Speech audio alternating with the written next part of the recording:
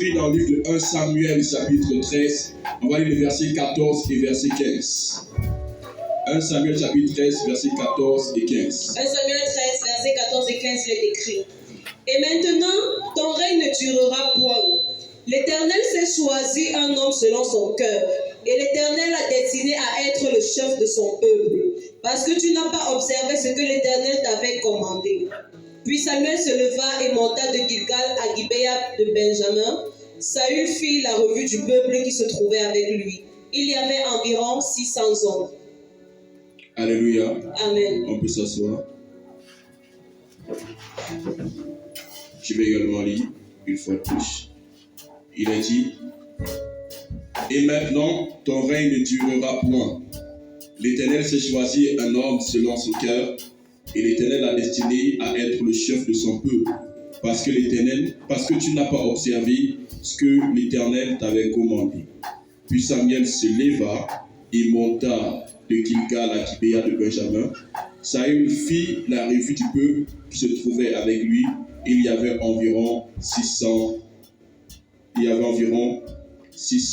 hommes. Je voulais vous rassurer pour dire 600 tonnes, mais 600 hommes. C'est que je voulais est-ce que tu penses ça? Je lis un deuxième texte qui va nous aider simplement. Au verset 55 du chapitre 17 du premier livre de Samuel. 1 Samuel 17, 56. Bon. 55 j'avais dit. Lorsque Saül avait vu David marcher à la rencontre du Philistin, il dit à Abner, chef de l'armée, de qui ce jeune homme est-il fils? Abner répondit, aussi vrai que ton âme est vivante, ô roi, je l'ignore. Verset 56. Informe-toi donc de qui ce jeune homme est-il fils? Dit le roi. Amen. Voilà. Mon thème de ce matin, c'est Dieu n'élit que de bons pasteurs. Dieu n'élit que de bons pasteurs. Élire, donc un apostrophe, verbe élire. Dieu n'élit que de bons pasteurs. Amen. Vous savez, notre Bible est claire et elle dit dans Jean 3,16, car Dieu a tant aimé le monde qu'il a donné son Fils unique, afin qu'il comprenne en lui ne périsse point, mais qu'il ait la vie éternelle. Et l'une des choses que nous pouvons dire sur Dieu, c'est que Dieu aime, Dieu est amour. Et non seulement il est amour, Dieu aime le monde qu'il a créé. Alléluia. Dieu aime la création.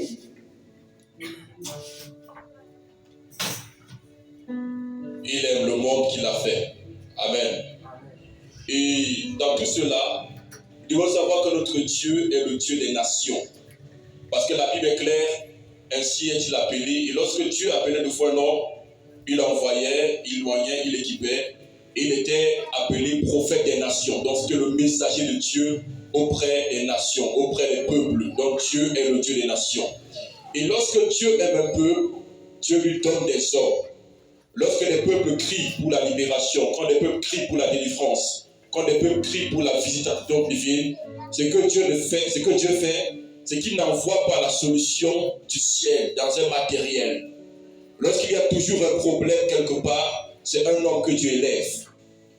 Alléluia. Lorsque le monde a besoin d'un sauveur, Dieu enverra un homme. Lorsque Israël est assiégé par les Syriens, il a fallu un homme, Élisée, avant de parler. Il a fallu un homme, Élisée, avant de parler, pour que les fenêtres du ciel s'ouvrent et que Dieu envoie la nourriture à Israël. Lorsqu'Israël était oppressé dans le livre des juges et qu'il péchait contre Dieu, quand Dieu répondait aux prières de 20 ans, aux prières des années, il envoyait des hommes. Samson était le résultat des prières des gens. Jephthé était la réponse à l'oppression d'Israël. Pendant qu'Israël était oppressé, ils vont commencer à chercher une solution et c'était l'homme qui était indiqué. Les Gédéons étaient les hommes qui étaient choisis par Dieu afin de ramener la gloire de Dieu dans les nations. Si Dieu t'a élu, si Dieu t'a choisi, c'est parce que Dieu a envie des peuples et non toi-même. Alléluia. Amen. Tu sais, lorsque dans ta vie, ton regard est centré uniquement que sur toi, je t'assure que les choses que tu auras seront toujours petites. Limitées à ta personne, limitées à tes envies, limitées à tes besoins. Mais lorsque tu prends conscience que Dieu t'a choisi et que Dieu t'a pris, non pas pour toi uniquement, mais pour les autres, Dieu met en tes mains ce qui est destiné aux autres afin que toi, tu le leur partages. C'est toi qui deviens le redistributeur des grâces de Dieu apportées aux hommes, apportées au monde. Il n'y a pas de don spirituel sans amour de Dieu pour les nations. Parce que les dons que nous avons servent afin de pouvoir manifester notre Dieu. Parce qu'on les appelle non les dons, en hébreu, en grec, c'est les manifestations de l'esprit. Ça veut dire l'esprit peut être présent, mais latent. Mais lorsque l'esprit commence à se manifester, pour qu'on sache qu'il est là quelque part, c'est les dons qu'on voit apparaître. C'est le surnaturel qu'on voit. C'est des paroles de connaissance, c'est des prophéties, c'est des délivrances, c'est des guérisons. Et c'est des choses extraordinaires qui sont là pour manifester Dieu. Et si nous sommes appelés à manifester Dieu, ce n'est pas pour notre propre expérience. Parce que si Dieu veut nous parler, si Dieu veut nous parler de notre propre vie, si Dieu veut nous parler de nous-mêmes, Dieu se révélera à nous. Dieu se révélera à toi, afin que tu le saches, tu le connaisses, afin que tu crois en lui. Donc Dieu peut te parler simplement. Mais lorsque Dieu met déjà en toi un bagage, il met en toi des capacités. Tu comprends que ce n'est pas pour toi, mais c'est pour les autres. En fait, tout don que tu as, toute grâce excellente que tu possèdes, est la réponse de Dieu aux prières de quelqu'un quelque part. C'est la réponse d'une famille que tu portes par ton don de prophétie. C'est la réponse de quelqu'un qui est souffrant quelque part, que Dieu t'a donné la capacité à guérir les malades. Toute capacité, même ton éloquence, même tes facultés naturelles, sont des potentiels divins afin de répondre aux problèmes des nations, aux problèmes des hommes. Dis-moi amen, j'avance.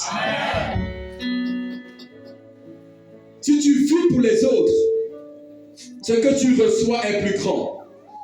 Mais si tu vis pour toi, ce que tu reçois est unique. Ce n'est que pour toi, une place. Mais lorsque tu comprends que tu es la réponse de Dieu, parce que le problème avec les hommes, c'est que l'homme est dur à accepter, qu'il doit vivre afin de pouvoir améliorer les conditions des autres. L'homme est égoïste. L'homme est égocentrique. Il est des personnes qui seraient incapables de sacrifier leurs besoins, leurs envies et leurs moyens afin de promouvoir ceux ou celles des autres. Il y a des gens qui sont tellement rares dans ce sens-là. Et c'est justement parce que les gens sont rares qu'il faut en choisir. Le principe est que tout le monde est égoïste. Tout le monde est égocentrique. Vous savez, l'une des choses que j'aime avec Satan, c'est qu'on peut facilement copier le diable. On peut facilement copier le diable. Mais il serait difficile de copier Dieu sans l'aide du Saint-Esprit. Les chefs de vouloir faire comprendre, quand on dit que j'aime le diable, ce que je veux nous dire, c'est quoi? C'est que il est plus facile de faire ce qui est mauvais. Vous comprenez? Il est plus facile de faire ce qui est mauvais que de plutôt faire ce qui est juste. Vous allez voir, lorsque quelqu'un a réussi dans la vie et qu'il a réussi par les trucages, par la godasse, par la corruption, en appartenant à une secte, il sait que c'est ce moyen-ci qui me permet d'être ce que je suis. Et pareille personne, normalement, n'a pas le droit de gueuler.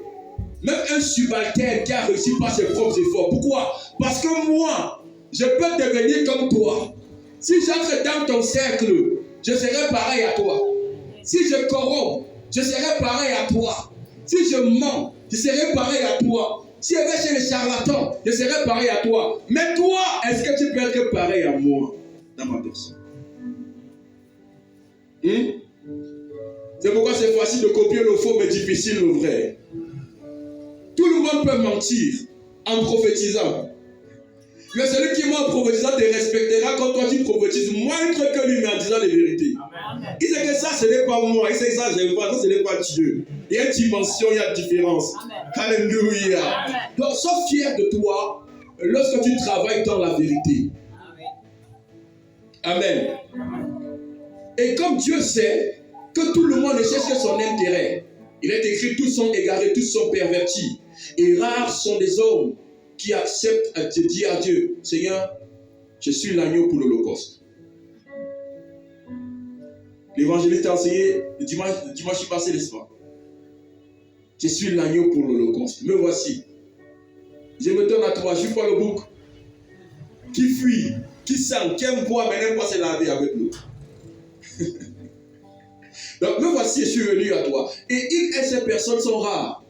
Ces personnes sont rares qui vont dire, bon, Seigneur, tu cherches un homme, Isaïe 6:8, me voici, envoie-moi. Combien de répondent à Dieu, me voici, envoie-moi. Et vous allez voir que des fois, lorsque nous répondons à Dieu, me voici, envoie-moi, nous pensons que Seigneur, comme je suis en train de répondre, je suis vraiment un grand boss, je suis ton ambassadeur, moi je vais briller. Vous savez, l'apôtre Paul était un apôtre de la richesse. Ah, je suis désolé de vous le dire. Quand il défend son ministère en 2 Corinthiens, il dit, nous sommes pauvres, mais nous enrichissons plusieurs. Paul ne peut pas enrichir en étant riche lui-même. Il faut qu'il sacrifie sa part de richesse afin qu'il devienne une terre fertile de Dieu pour faire réussir la terre des autres, pour faire réussir la sémence de Dieu qui va passer au travers de lui en faveur des hommes. Il fallait que lui paye un prix. Mais lorsque nous allons répondre à Dieu, ah, tu me connais, tu sais qui je suis, tu connais mes capacités, tu connais mes dons, tu connais qui je suis. Tout ça sont des grâces. C'est à cause des autres. Si les autres ne sont pas, il n'y a aucun don spirituel. Je suis désolé. Si les autres ne sont pas présents, il n'y a aucune onction pour le royaume, aucune colonisation, aucun envahissement, aucun apostolat, aucun prophétique. Parce que nous parlons de la part de Dieu à qui? Aux esprits. C'est aux hommes. Et si les hommes, c'est parce que Dieu les aime qui veut les parler. Et Dieu cherche un homme qui dira, me voici, envoie-moi. Amen. Je parle ce matin de l'élection de Dieu. Dieu ne lit que de bons pasteurs. Et c'est lorsque je vous parle d'avoir ce cœur, c'est ainsi le cœur des pasteurs. Pasteur en hébreu, c'est Raha. Raha veut dire pasteur, ça veut dire paître, ça veut dire également pâturer en même temps. Ça veut aussi dire soigner. Ça veut dire soigner. Nous tous ne sommes pas des aides-soignants, nous sommes des soignants. Nous sommes des médecins. Nous apportons la cure, la guérison, le soin aux autres. C'est que notre rôle normalement en tant que des Raha, c'est que lorsque j'observe mon environnement et que je trouve un dérangement, ou bien je trouve que ce milieu peut être amélioré, c'est mon devoir de l'améliorer. C'est pourquoi lorsque l'apôtre Jacques parle, il dit celui qui sait faire le bien, mais ne le fait pas, commet un péché. Celui qui sait soigner, mais ne soigne pas, commet un péché. Le péché pour nous, ce n'est plus violer les lois de Dieu. Non, ça c'est le niveau élémentaire. Le péché pour nous, c'est de ne pas faire la volonté de Dieu, même lorsque tout va bien. Tout peut aller bien, mais Dieu dit fais ceci. Lorsque je ne fais pas, j'ai péché. Que c'est dans un environnement et que ma simple présence ne l'améliore pas, je suis un pécheur. Est-ce que ta famille a changé depuis que tu y es? Si elle n'a pas changé, tu es pécheur. Est-ce que depuis que tu as répondu à l'appel, les vies des gens ont changé? Si ça n'a pas changé, tu es pécheur. Est-ce que depuis que tu es à l'église des nations, la communauté a changé? Si elle n'a pas changé, tu es pécheur. Est-ce que depuis que tu es arrivé où tu travailles, les choses ont changé? Si ça n'a pas tout changé, tu es pécheur. Quand il y a la présence de quelqu'un qui a un esprit de pasteur, il y a obligatoirement un soin qu'il apporte quelque part. Si tu es content dans le statu quo, tu es en problème avec Dieu. Genèse 1, 2. La terre était informe et vide, il y avait les ténèbres à la surface de la ville. Donc Dieu fait le constat. Il y avait les ténèbres à la surface, il dit que la lumière soit. Je veux soigner ce qui est informe, vide et ténébreux. Et le soin de Dieu, Dieu est le premier pasteur. Le soin de Dieu était d'apporter, ce que Dieu avait fait, c'était d'apporter un soin à la terre qui était informe, à la terre qui était vide, et les ténèbres qui recouvraient la surface de la ville. Mais nous, lorsque nous constatons les ténèbres sur la surface des gens, lorsque nous constatons des vies informes, lorsque nous constatons des gens à la vie vide, on les renvoie. Vous allez trouver beaucoup de pasteurs aujourd'hui sont à la quête des membres ou bien des fidèles déjà pleins d'onction, plein de connaissances, plein de diplômes, plein d'argent, plein de positions, enfin des gros poissons. Mais rares sont ceux qui prennent des gens vides et qui commencent à les remplir, qui commencent à ajouter, à mettre en eux. Rares sont ceux qui prennent des gens informes et qui commencent à leur donner une forme, comme un potier qui prend l'argile et qui commence à donner une forme à la terre qu'il a en main. Combien sont ceux-là? Nous sommes des personnes que lorsqu'on a auprès de nous des gens qu'on ne comprend pas, qui sont rebelles, on les rejette, on les critique, on les chasse, on les juge. Or, notre devoir est de leur donner une forme. Notre devoir est de les remplir. Notre devoir est d'être patient. Notre devoir est de travailler et de savoir que l'homme ne me paiera pas pour mes soins et c'est Dieu qui me paiera. Souvenez-vous dans la parabole du bon samaritain. Le samaritain, après avoir mis l'huile et le vin sur les blessures et bandé, il l'a amené chez l'hôtelier. Et il a dit à l'hôtelier, dépense ce que tu as. Quand je reviendrai, je te rembourserai. C'est le samaritain qui nous paiera les soins des hôteliers que nous sommes, en prenant soin des personnes blessées, en prenant soin des personnes malades, en prenant soin des personnes en détresse. Lorsque nous travaillons, le samaritain viendra nous récompenser un jour. Alléluia. Nous sommes des pasteurs de Jésus. Nous ne sommes pas tous appelés à se tenir là devant, mais partout nous sommes des pasteurs, nous sommes des soigneurs. Nous sommes ceux qui nourrissons les autres, qui trouvent de l'herbe verte et qui apportent toujours quelque chose de nouveau. Vous savez, un bon pasteur, si vous voulez berger, je préfère le terme. Un bon berger, c'est que il a la vision. Avant d'amener les brebis quelque part, il se rassure que ce lieu, il a déjà inspecté. Et qu'il sait que de ce côté-là, il y a des bons herbes. Je vais vous dire que David dit, il dit quoi de Dieu? L'Éternel, Yahvé est mon berger, je ne manquerai de rien. Il fait quoi? Non, il fait quoi? Il me conduit vers les eaux paisibles, ça. Et puis quoi encore? Il makes me lie down in green pasture. Il me fait reposer dans le vert pâturage. Il me conduit près des eaux paisibles. Ça veut dire, il dit, l'Éternel est mon berger, je ne manquerai de rien. Parce qu'il sait que Dieu est bon. Et comme je ne manquerai de rien, qu'est-ce qu'il fait? Il me fait reposer. Ça veut dire, s'il est le berger, je suis la brebis. Il est celui qui soigne. Je suis le soigné, celui qui bénéficie des soins. Et Dieu, en tant que bon berger, a le devoir de savoir où il y a des verts pâturages, où c'est encore juteux, où c'est encore bon. Et c'est là-bas qu'il fait quoi? Il me conduit.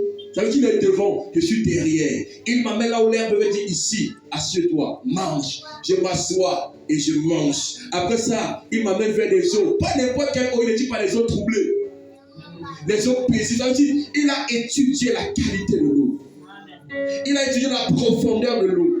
Et après, il m'amène voir la eau. Il dit ici, tu peux boire de cette eau car elle est bonne pour toi. C'est ça ce que nous sommes. Ça veut dire, avant que notre famille arrive quelque part, nous devrions arriver et dire, suivez-moi. Amen. Avant que nos enfants n'arrivent quelque part, nous devrions arriver et leur montrer le chemin à suivre. Avant d'amener Jésus aux gens, suis Jésus. Tu es celui qui doit initier les gens dans les destinées. Tu les inities dans les rappels. Tu les inities dans les santé. Tu les inities dans les restaurations. Tu les inities dans les gloires. Tu les inities dans tout ce qu'ils sont appelés. Mais le problème, c'est que lorsque nous, on a déjà rencontré la gloire de Dieu, on ne peut plus y renoncer pour y ramener les autres. Jésus, dans la gloire, a renoncé pour le prendre et nous y amener. Paul était quelqu'un qui vivait bien avant Jésus. Il a connu la gloire. Il y a renoncé afin d'amener les autres dans le salut et dans cette gloire, dans cette richesse. Notre devoir également, c'est que lorsque nous devons rencontrer la richesse, renonçons-y pour rendre les autres riches. Lorsque nous devons rencontrer l'onction, renonçons à l'onction pour rendre les autres loin. C'est là le secret d'une vie fructueuse. Le secret d'une vie fructueuse, c'est de ne pas s'attacher à tout ce que Dieu t'a fait grâce.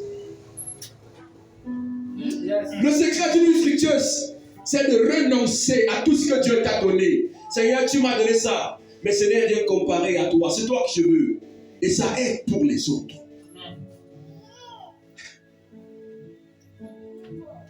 Le secret d'une vie, d'un ministère, d'un travail fructueux, c'est d'apprendre à renoncer aux choses que Dieu te donne. Si les choses que Dieu te donne deviennent tes priorités, je t'assure, tu vas lamentablement échouer ta mission sur la terre. Lamentablement. Par exemple, l'argent est un bon serviteur, mais un mauvais maître. L'onction est un bon serviteur, mais un mauvais maître. Le mariage est un bon serviteur, mais un mauvais maître. Le travail, les diplômes, les enfants sont de bons serviteurs, mais de mauvais maîtres. Si tu utilises ces moyens-là pour servir Dieu, ça donnera. Mais s'ils deviennent ton centre d'intérêt, je t'assure, tu vas vivre avec les peines dans ton cœur et les déceptions à l'intérieur. Lorsque tu les vois comme des moyens de Dieu, ton cœur est mort vis-à-vis de ces choses-là. Et tu ne trouveras pas du mal à te donner. Avec les années d'expérience dans le ministère, une des choses que Dieu m'a appris, c'est ça. Ne t'accroche pas, c'est que je te donne. Ne t'accroche pas au bien. Ne t'accroche pas aux gens. Renonce à tout. Donc moi, je vous regarde, je vous vois comme les enfants déjetés. Je peux te sacrifier pour ça.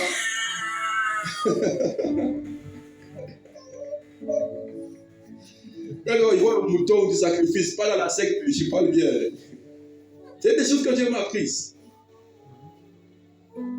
Il dit, avant que moi je te donne une chose, que ton cœur meure sur ça. Tant que ton cœur vit là, tu n'auras rien. Alléluia. C'est ce qui s'est passé. Nous avons un homme qui est élevé en dignité en Israël, il s'appelle Saul, bien Saoul, bien Saül, si vous voulez. Pendant que ce monsieur est le roi du pays, il a désobéi à l'ordre que le prophète Samuel lui a donné. Samuel a dit, attends-moi, dans 7 jours, je vais venir pour offrir l'Holocauste. Saül a fait la guerre avec ses officiers, et pendant que le prophète tardait à venir, il a vu que les gens commençaient à s'éloigner de lui. Il dit, mais comment un roi qui n'a pas de peuple, vraiment?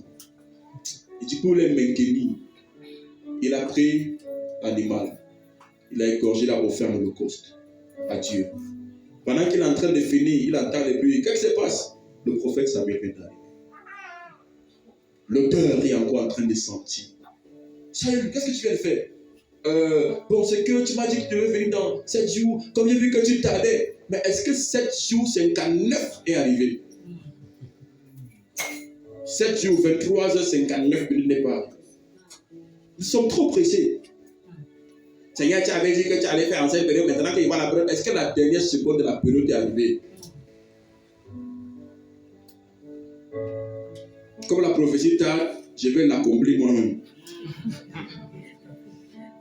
On dit, elle s'accomplira. C'est elle seule qui va s'accomplir, mais toi, tu es l'accomplisseur des prophéties qui doivent venir. Regarde par exemple, quand la pluie doit venir d'elle-même, elle sait à quelle densité elle doit venir. Mais si tu as de créer ta propre pluie, est-ce que tu peux créer une grande pluie? Maintenant, voici la parole a été donnée, la pluie viendra. Toi, tu veux fabriquer ta pluie. Pourtant, la pluie dit que comme on t'a dit que je vais venir là, et je viens avec ma capacité de me créer moi-même. Donc, entre la pluie popo, autant, et la pluie baba, tout ce que tu fais pour aider Dieu, c'est la baba, c'est la coque, c'est le faux.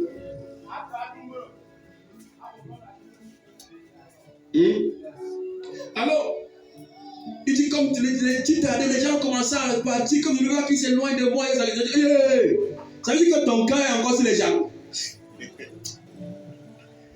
Donc ça veut dire que depuis que tu es là, toi tu es encore là pour plaire aux gens. Toi tu n'as pas encore renoncé aux gens que je t'ai donnés.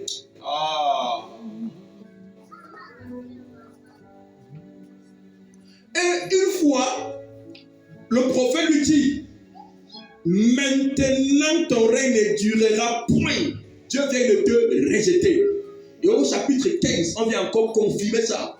Quand il a dit, va maintenant faire la guerre aux Agagites, au roi Akab, aux Amalécites. Le roi Agab qui l'a épargné. On a dit, ok, comme tu as épargné là, Dieu enlève aussi la royauté, il donne à quelqu'un de meilleur que toi. Il va arrêter le pain, tu vas se déchirer. Si tu enlèves comme ça, il donne à quelqu'un d'autre. Je reviens encore. Hein? Dieu a enlevé le règne à Saoul. Parce que le cœur de Saoul aimait encore les choses auxquelles il devait renoncer.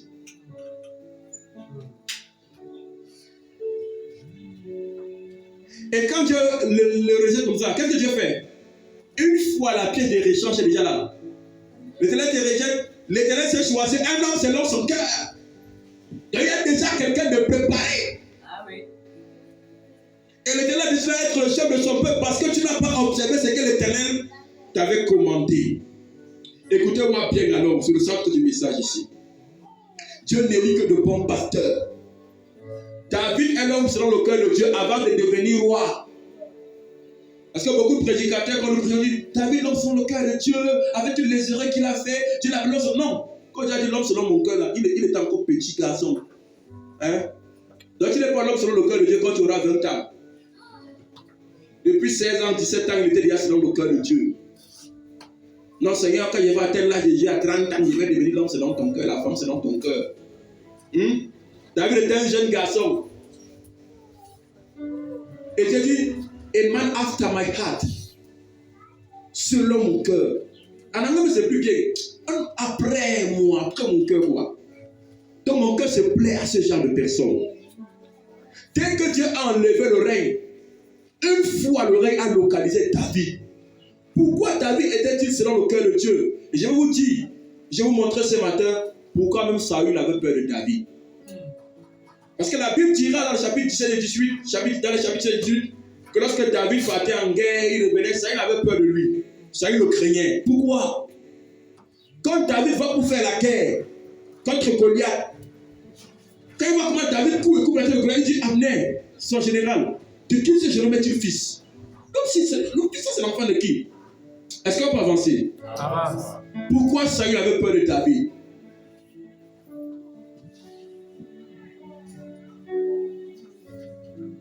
Amen. Amen. Je vais dans le chemin avant de donner la conclusion, ou bien je commence par la conclusion avant de donner l'opération. On va par le chemin. Ok. David et Saül sont similaires. Dans 1 Samuel 10, le père de Saül l'envoie aller chercher les ânesses qui ont été perdues. Vous comprenez ça?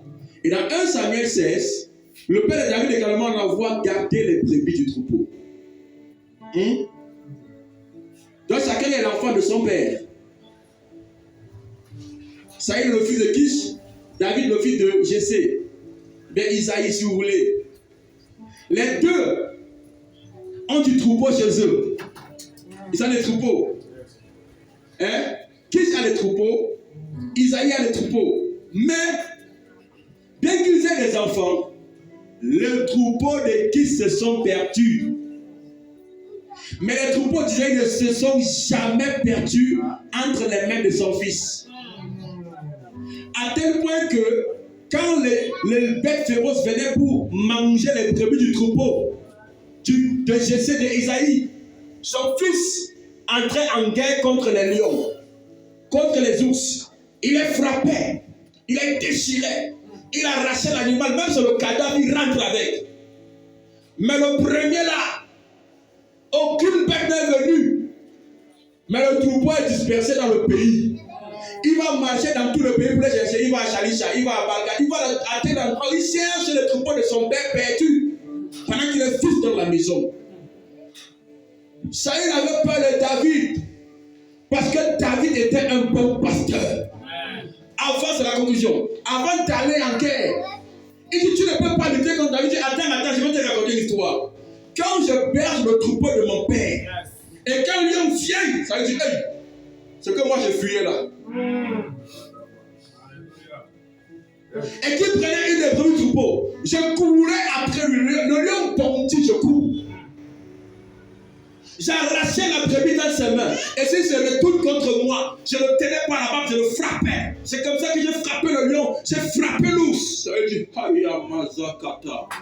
Pour nous, là, quand il y avait un petit cobra comme ça, là, j'abandonnais les troupeaux, les brebis, je fuyais.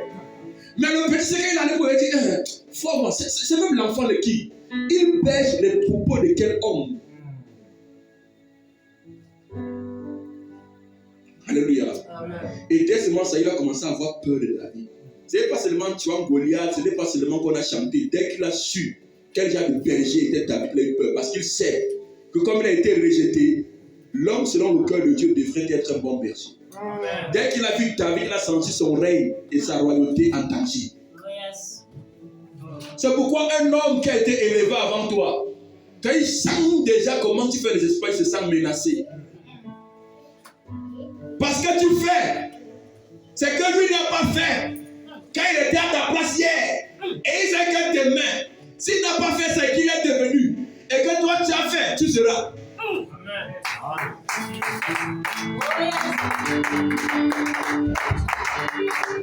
Alléluia. Il a compris que pour lui, malgré qu'il ait perdu, Dieu lui a donné, et que Dieu a dit, je t'enlève, pour un homme qui selon mon cœur. Une fois, on a demandé, attends, tu es quel genre de garçon? Le genre d'enfant que lorsque on entre dans mon territoire, dans mon domaine, comme l'apôtre avait prêché, dans ma zone sociale, lorsqu'on entre dans ma famille et qu'on touche quelque chose, et qu'on touche quelqu'un, moi je ne croisais pas les bras pour prier le Seigneur, c'est ce qui s'est passé, je ne pleure pas, je me lève, je commence à poursuivre l'ennemi, peu importe sa taille. Je commence à poursuivre l'adversaire, peu importe son âge. Je commence à m'attaquer à l'esprit, peu importe sa catégorie et son type.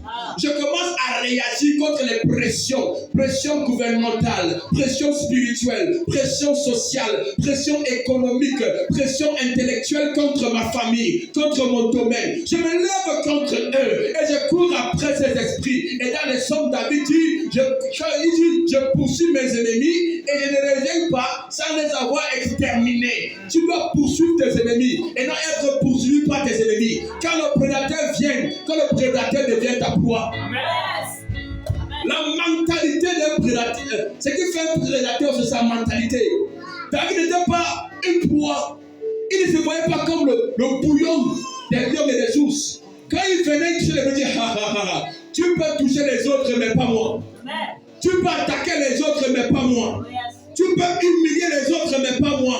Je ne suis pas une brebis. Je suis un pasteur de brebis. Ceux qui s'attendent toujours à recevoir sont ceux qu'on attaque. Mais ceux qui tombent sont ceux qui peuvent poursuivre. Dans la vie, quand tu es tout celui qui tend la main, je veux, on te poursuivra. Tu t'es pas rendu compte que c'est la fille qui veut le travail qu'on propose de coucher avec le patron. Tu t'es pas rendu compte que c'est le garçon qui cherche des promotions qu'on demande de se casser le derrière. Tu t'es pas rendu compte que c'est les gens qui veulent toujours, qui sont les proies des autres. Mais lorsque toi, tu commences déjà à donner à ton petit niveau, tu as élargi ton cercle. Tu étais peut-être au cercle de 10, tu as commencé à donner. Tu t'élèves au cercle de 30, tu continues de donner. Il t'élève au cercle de 100, tu continues de donner. Il t'élève au cercle de 1000, tu continues de au cercle de 100 000. C'est pourquoi, mes amis, vous devez comprendre ce mystère. Si vous êtes toujours des mendiants et des commandeurs spirituels, on vous dominera. Mais si malgré votre petit niveau, vous commencez déjà à faire du bien aux autres, à être bon envers les autres, vous ne serez pas grand aujourd'hui, mais Dieu, qu'est-ce qu'il fera? Pendant que vous donnez, vous serez protégé. On ne pourra pas vous accuser, on ne pourra pas vous piétiner, on ne pourra pas vous dominer. Pendant que vous continuez, il élargit votre structure. Pendant que vous continuez, il agrandit ton entreprise. Pendant que tu continues, il agrandit ton ministère. Pendant que tu continues, il agrandit tes finances. C'est le principe de Dieu. N'attends pas beaucoup pour commencer à faire. N'attends pas être millionnaire pour commencer à faire. N'attends pas avoir assez pour commencer à faire. Fais avec ton petit niveau. Et tu fais avec ton petit niveau. Pendant que tu fais avec ton petit niveau, tu élargis ton niveau. Tu continues de faire, il élargit ton niveau. Tu continues de faire, il continue d'élargir ton niveau. Et jamais ne te poursuivra. C'est toi qui poursuivras. Dans les années l'année 2016. 2007, je dirigeais une certaine église. Tu vois, les gens ne venaient pas au culte. Et je suis resté, j'ai parlé avec Dieu, j'ai dit, Seigneur, franchement, tu ne trouves pas que c'est du gaspillage. Tu m'as équipé. Tu m'as donné. Je ne vois pas à quoi ça sert. Et je prêche même sur le porte, je ne vois rien. Ça ne porte pas du fruit dans les vies des autres, et même dans ma propre vie. Je suis vraiment découragé. C'est ce que Dieu m'a dit. Ben, enseigne mon peuple comme s'ils étaient des milliers. Prêche comme s'ils étaient des milliers. Crie comme s'ils étaient des milliers. Parle comme s'ils étaient des milliers. J'ai commencé à faire ça. J'ai continué. Et je criais. Et je sautais. Et je parlais. Et je faisais comme s'il y avait tout le monde. Il y avait l'interprète comme on a traité dans la salle. Je dis que moi je vais au-delà de ça. Et puis, j'avais déjà dit que bon, comme ça je vais économiser certaines qualités de révélation, certaines qualités de parole, de prédication. Je ne vais pas donner. Je vais seulement donner ça dans certains cadres précis. Il m'a dit un jour, tant que tu ne donnes pas, je ne t'ajoute pas. On dit quoi? Ça dit, les révélations que tu as là, hein, la parole que tu as là, si tu ne prêches pas et tu n'enseignes pas, je ne te donne pas plus. Et dit comment? Il dit, toi tous les donner, je vais encore ajouter des autres. Ah, comme ça il m'a dit oui.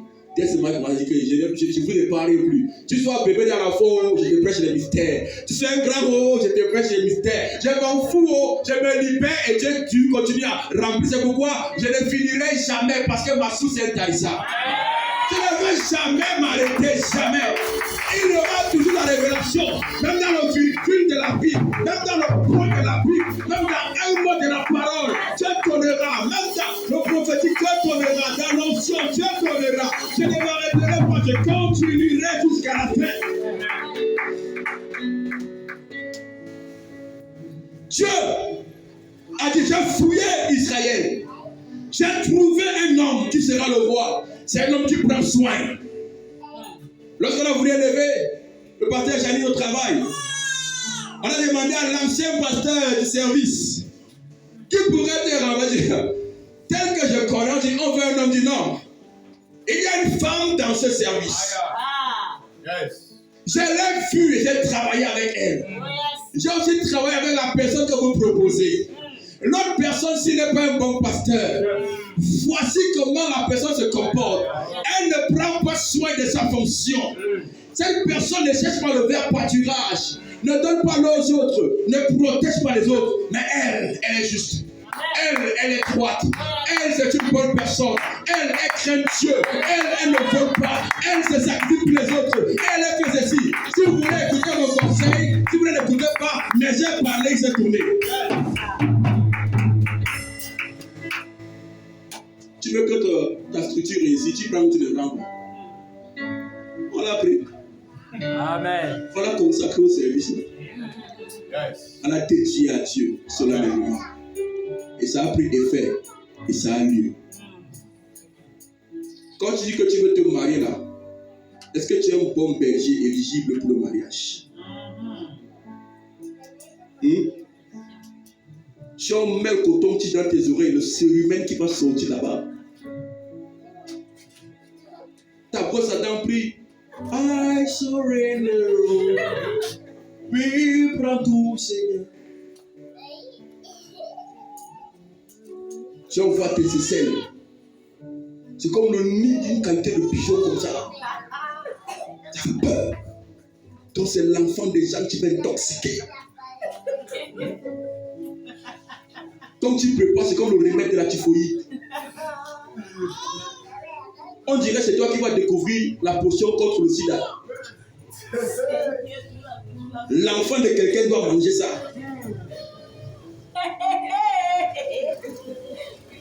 Prends soin de toi, problème. T'habiller, problème. Parler, problème. C'est toi qui... Et on fait des mariages. Tiens, localise-moi, localise-moi. C'est comme vous connaissez forcer la main de Dieu avec les hôtels. C'est là où vous sacrifiez les enfants des gens sur votre autel. Tu demandes au travail, est-ce que tu es un bon berger éligible pour ce poste? Est-ce que tu es éligible pour cette promotion? Quand tu demandes à Dieu une notion plus grande, un ministère plus grand, des finances plus grand autant pour moi, est-ce que tu es un berger éligible pour ce grand ministère? Est-ce que tu es éligible pour cette grande onction? Ou alors pour cette grande finance? Est-ce que toi tu es digne, tu es capable? Est-ce que Dieu peut regarder? Je vais enlever l'actuel ministre de pour mettre tel. Est-ce que tu es ministrable? Amen. Alléluia. Est-ce que tu es douaniennable? Amen, Seigneur. Est-ce que tu es DGA? DG, oui, bro. Amen. Est-ce que tu es présidentable? Est-ce que tu es continuellement ministrable de Dieu? Amen. Ta vie était en brousse, mais les yeux de Dieu n'étaient pas en brousse. C'était dans le cœur de David. Amen. Dieu ne regarde pas ta position où tu es maintenant. Dieu regarde l'état de ton cœur pour te promouvoir. Oui. Dieu sait que si elle donne l'onction, si c'est fini, tu vas être un vice-dieu. Si elle donne l'argent sur la tu vas confisquer les finances qui doivent aider les gens dehors. Donc toi, tu deviens une banque plus. Et ta part, ça ne sort pas. Il y a des gens pour lesquels je prie, Seigneur ne les bénit pas. Quand je me marie, quelqu'un m'a dit, je vais aller faire un prêt à la banque pour venir t'aider. La bonne année, quand le témoin, j'ai prié, Seigneur, quand il ne donne pas ce prêt, je refuse au nom de Jésus. On n'a pas donné, il dit Alléluia. Après, quand je me suis vu avec la personne, il dit que la semaine prochaine, on t'appellera pour ton prêt que tu as fait avant, on va te donner. On a appelé, on a donné. Voilà encore le témoignage. Quand la personne était là, il cet argent a commencé à m'appeler que, voici donc on voulait me donner l'argent, on m'a appelé, dit que, Tati, quand vous appelez, si tu donnes l'argent, dit que, Roland, je sais, je ne prendrai point. C'est vrai ou c'est vrai?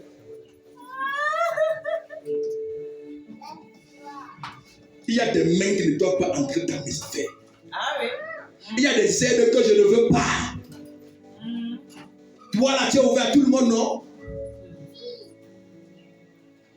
Ah, les gens sont déjà fâchés, ils disent que je garde le message. J'avais bien commencé, mais je garde non. C'est de lourd. J'ai fini donc. Vous ne voulez pas m'écouter, je vais finir. Écoutez-moi bien.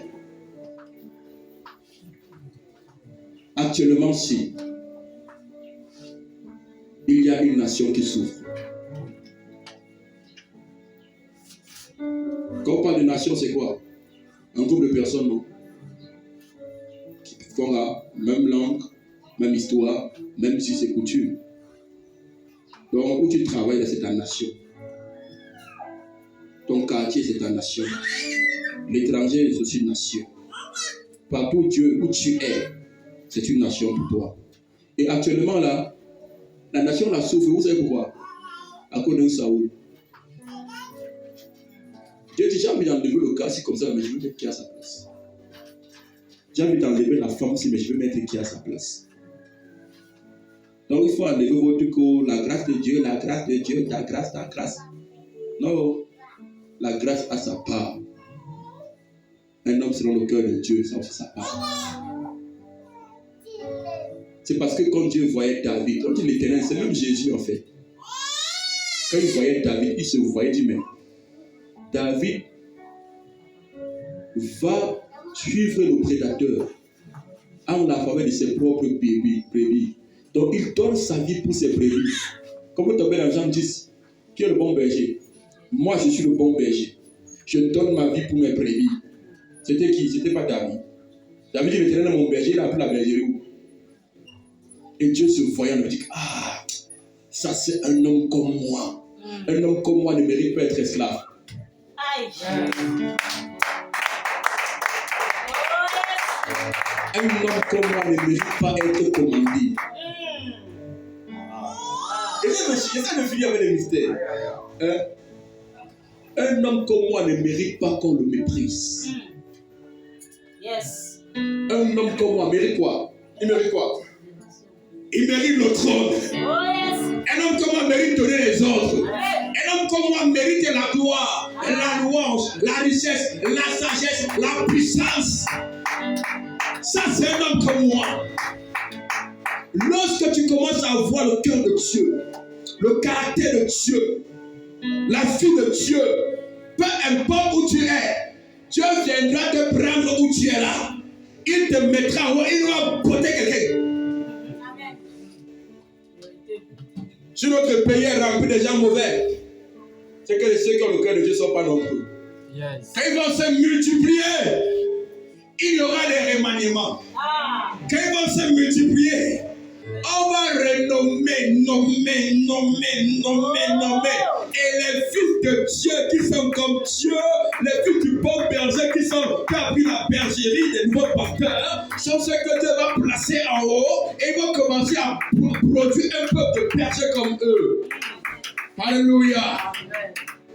Lorsque tu es comme Dieu, il te donnera l'autorité. Lorsque tu es comme Dieu, il te donnera le commandement. Tu n'es pas fatigué quand on te manipule.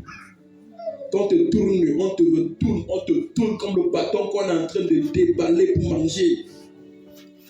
Tu vois un peu? Te malaxe. Si je connais le secret, dis que Seigneur, je serai un berger selon ton cœur. Tu es en brousse, on ne te voit pas. Les gens sont en train de diriger la nation où tu dois commander. On n'est pas au courant de toi. Tu es derrière le troupeau. Dans ton petit niveau, tu es en train de prendre soin des gens. Tu es un grand frère. Tu prends soin de tes petits frères et tes petites sœurs. Tu prends soin des gens. Tu prends soin de ton environnement. Tu pourvois à manger. Tu fais ces choses-là. Et pendant que tu fais, tu te dis, mais attendez. Il y a mon image qui est commandée par ceux qui ne méritent pas de Saoul. Je vais les enlever. Et même lorsqu'on est venu pour oindre David, le prophète arrive 1 Samuel 16, dans sa famille, David n'est pas là. Il est où? Il était où? Quand il est venu, David était où? Il faisait quoi en brousse? Il faisait quoi? Il gardait le troupeau, il paissait, il pâturait. Lorsque Dieu viendra même te chercher, qu'il te trouve en train de conquérir son cœur, de conquérir sa nature. Dès qu'il est arrivé, tout le monde qui venait avec Samuel dit peut-être dès qu'il est arrivé, parce que Dieu ne parlait pas à Samuel, comme je vois peut-être celui qui dit, ce n'est pas lui. Peut-être c'est lui, ce n'est pas lui. Ce n'est pas lui. Quand David est arrivé, Dieu n'a pas dit c'est lui, une fois. En plus de dire c'est lui, qu'est-ce qu'il a dit? Lève-toi. Papa Samuel s'est levé. Devant le petit, dans la vie, quand tout le monde devait, le gars était assis. Quand il avait dit, lève-toi car c'est lui. On a pris lui. On a versé au milieu de ses frères. Au milieu de ses frères qui étaient pressés à avoir le travail et qui sont allés en guerre. Au milieu de ses frères qui étaient pressés pour avoir le mariage.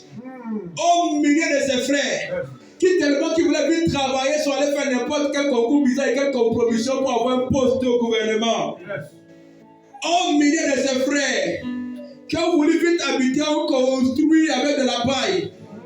Au milieu de ses frères qui ont vite voulu démarrer le ministère et qui ont commencé à faire des dégâts et des erreurs monumentaux. Au milieu de ses frères, on a pris, on a versé l'huile au milieu de ses frères. Et pendant qu'on noyait, qu'est-ce qui s'est passé? L'Esprit de Dieu.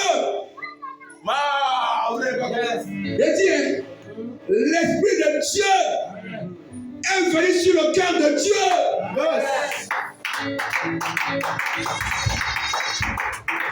David avait le cœur de Dieu.